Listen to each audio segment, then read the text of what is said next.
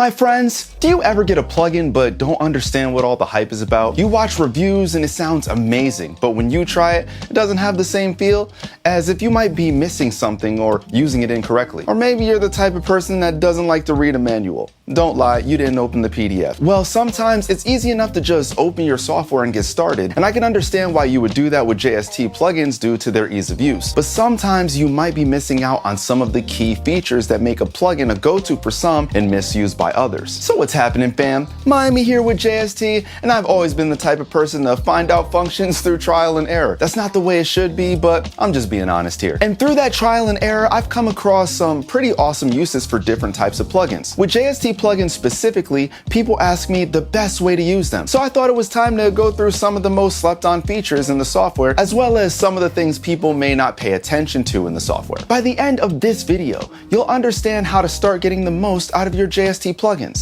Number 1.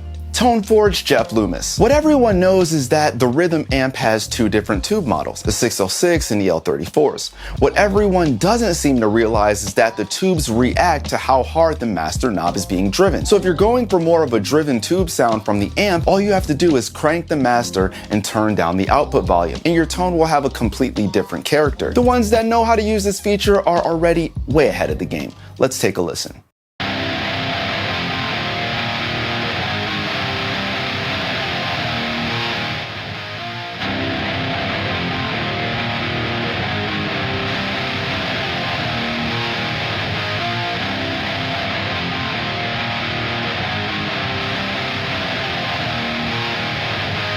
Since we're on the subject of the Toneforge line, I would also like to point out that if you're using external impulse responses, you may want to click on the signal path button found on the bottom of the models. If you have a specific IR that you love to use that you made, or maybe from Anvil Pack or Conquer All IR Pack, you might not realize that you're running it into the Joey Magic feature, which could be altering the sound. And who knows, maybe you love what that's doing to it and you want to keep it. But I just want you to be aware of what's happening to your source or why it might sound a little bit different than you remembered it. Number 2.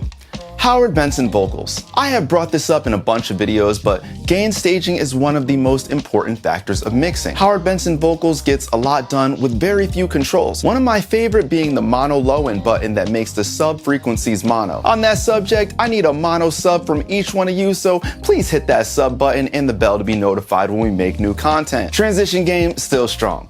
But one of the controls that is the most important that I see people use the least is the automatic calibration button. So by shift clicking the input, Howard Benson vocals determines the perfect level at which your signal should be hitting the modules. This takes all of the thinking out of the equation and lets you focus on mixing. Check and see how simple and effective it is.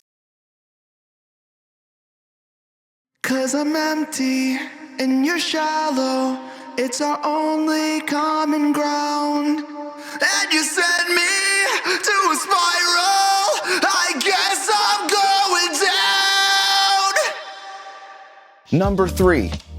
Updates. I know this one sounds crazy, but there are features added to our plugins all the time that you would never even realize if you didn't pay attention to the update emails that we send out. I know people still use HBV without the updated de-esser. It's just the download, people, come on. One of the most important ones you might have missed would be the update in BassForge Hellraiser that, in my opinion, puts it in a whole new category of bass amplifier. Take a look at what's new. Okay, so here's an example of what one of our updates could be for you. 14-day trial now in BassForge Hellraiser, standalone version.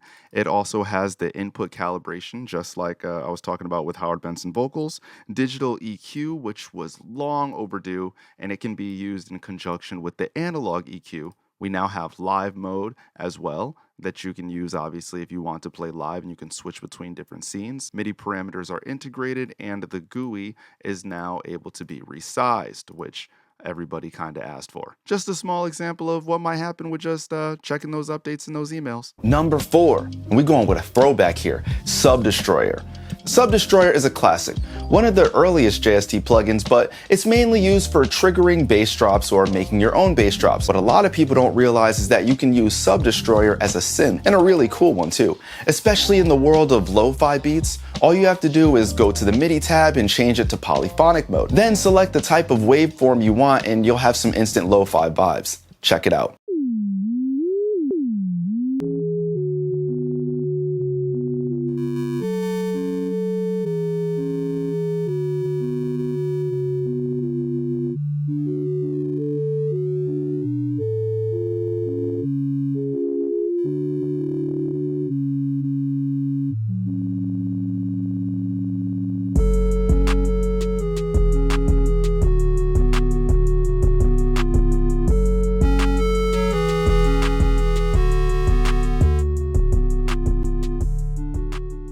now, number 5. Toneforge Misha Mansoor Advanced. The back of the amp.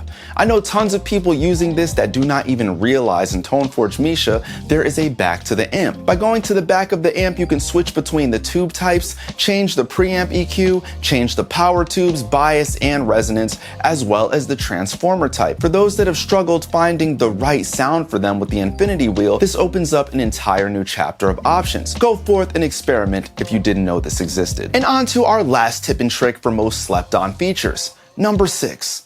Sidewidener. Sidewidener has been and still is one of the simplest plugins made for making a source wider. But if you ask my opinion, one of the most slept on features is the goniometer itself. By using the goniometer, you can quickly compare how wide your mix is to other mixes that you're referencing. This is a way you can visually see what you might be lacking or if you're pushing the width too far in your mixes. So there you have it.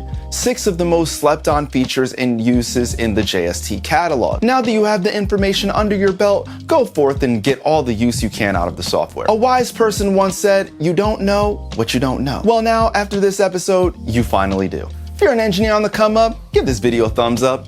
Don't forget to subscribe. You only have to do it one time. And tap that bell for notifications so when a video drops, you know the location. Until next time, I am out of here. Mic drop. Except as engineers we know, I'd never really drop this thing because it get really expensive, even if it is a piece of shirt.